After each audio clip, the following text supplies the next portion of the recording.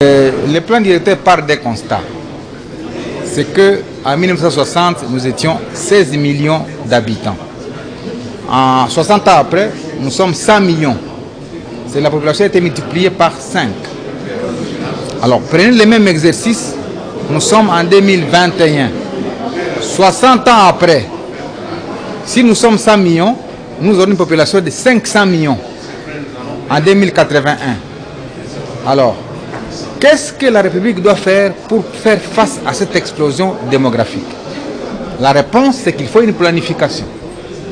Et c'est la raison pour laquelle le gouvernement a adopté ce plan d'industrialisation pour faire face à cette menace-là de 400 millions d'habitants d'ici 2081. Moi, j'ai un fils qui a 8 ans aujourd'hui. À 60 ans, donc, il sera encore en vie. Il aura 68 ans. Dans une population de 400 millions de Congolais.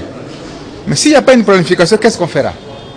Donc, voilà en résumé le plan d'industrialisation. Je ne vais pas parler des aspects techniques à l'intérieur du plan. Je voulais seulement vous montrer pourquoi nous devons construire des infrastructures routières, ferroviaires, portuaires, aéroportuaires et énergétiques. Et le plan que nous avons présenté aujourd'hui a un coût de 58,3 milliards de dollars. 58 milliards seulement. Sur 10 ans, si nous avons 5 milliards l'an, c'est-à-dire on aura couvert les 58 milliards. Or, la République démocratique du Congo ne doit pas se dire incapable de mobiliser 5 milliards l'an. Quand vous voyez les pays comme les espaces européens où ils sont menacés par la Covid, ils mobilisent 100 milliards pour faire face à la Covid. Mais ce plan vous dit, attention, nous avons des ressources naturelles. Récemment, j'ai suivi le gouverneur du Nord-Ubangi qui a dit, il y a un gisement qu'il a découvert de 980 tonnes d'or. Quand vous multipliez ces 980 tonnes d'or par le prix à la tonne d'or, vous êtes à 48 milliards pour les gisements découverts au Nord-Ubangi. Donc, on ne peut pas avoir du mal à mobiliser 58 milliards. Il suffit de mettre à concession un gisement et on lève 58 milliards et on construit toutes les infrastructures industrialisantes et demain, on fait face à toutes les menaces contre ces pays. Donc, le plan qui a été adopté par le gouvernement est une prévision contre les menaces ultérieures. Et nous l'avons séquencé en plusieurs étapes. La première, c'est de devoir réactiver toutes les industries qui ont existé avant. Parce que nous avions 9600 industries en 1960. Aujourd'hui, on a plus que 500. Mais c'est la catastrophe. Et le plan a l'avantage d'avoir fait ce qu'on appelle le profil industriel de chaque espace. Aujourd'hui, chacun dans son territoire, le plan peut lui dire, dans votre territoire, il y a telle ressource, il y a tel type d'industrie qu'on peut installer. Dans chaque territoire, le plan est en mesure de le dire. Maintenant, le défi, c'est le financement du plan. Mais pour moi, ce n'est pas un défi, c'est une opportunité. Parce que nous allons maintenant faire ce qu'on appelle la diplomatie économique.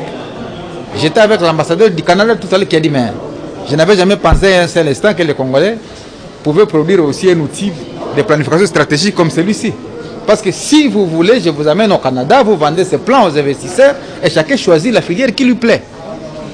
Donc, si la Chine s'est construite, ce n'est pas par les capitaux chinois. Les capitaux qu'il y a en Chine sont des capitaux américains et européens. Et c'est comme ça que la Chine s'est construite. Et je le dis souvent, quand vous apprenez que les biens sont moins chers en Chine, c'est parce qu'ils ont eu la politique de création des zones économiques spéciales. Ils ont détaxé la production en vue de l'exportation pour avoir le rapatriement des devises. Et donc le plan que nous avons mis en place a pour finalité de permettre à ce que notre pays, finalement, avec la production, les investissements, puisse produire davantage de matériaux pour la consommation d'abord intérieure et extérieure. Parce qu'il y a deux opportunités et deux menaces. On a des opportunités et des menaces. La première, c'est la zone de libre-échange continentale.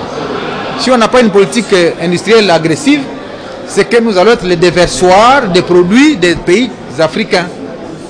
Deux, nous avons une opportunité, c'est Les États-Unis. Les États-Unis nous ont réadmis à l'AGOA.